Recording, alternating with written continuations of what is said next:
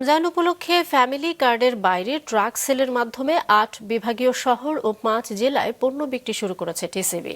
এর আওতায় ১২ লাখ পরিবারের মাঝে ৯,০০০ মেট্রিক টন পণ্য বিতরণ করা হবে। এর ফলে বাজার পরিস্থিতি সহনীয় থাকবে বলে উল্লেখ করেছেন বাণিজ্য উপদেষ্টা শেখ বশির উদ্দিন।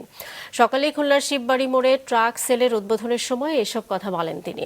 অনুষ্ঠানে উপস্থিত ছিলেন টিসিবির chairman brigadier general Mohammad Faisal Azad, Khulna জেলা প্রশাসক মোহাম্মদ সাইফুল ইসলাম। প্রথম দিনে খুলনাতে একটি ট্রাকে ২০০ জনের মধ্যে পণ্য বিতরণ করা হয়। শিগগিরই নিয়মিত ট্রাক সেল শুরু হবে এবং তার রোজার শেষ পর্যন্ত চলবে বলে জানান তিনি।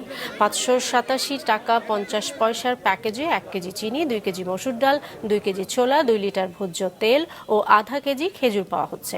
পণ্য পেয়ে খুশি নিম্ন আয়ের মানুষ। খুলনাতে ২,০০০ পরিবারের মধ্যে প্রতিদিন ১০টি ট্রাকে পণ্য বিক্রি করা হবে। ৬৩ লক্ষ যে পরিবারের কাছে আমাদের খাদ্যপণ্য দিয়ে থাকি তার থেকে অতিরিক্ত আরো ৯,০০০ টন পণ্য আমরা শুধুই ১২ লক্ষ পরিবারের কাছে পৌঁছে দেবো ইনশাআল্লাহ। এর ফলে আমরা আশা করি যে বাজারে পণ্য মূল্য আরো সহনশীল হবে।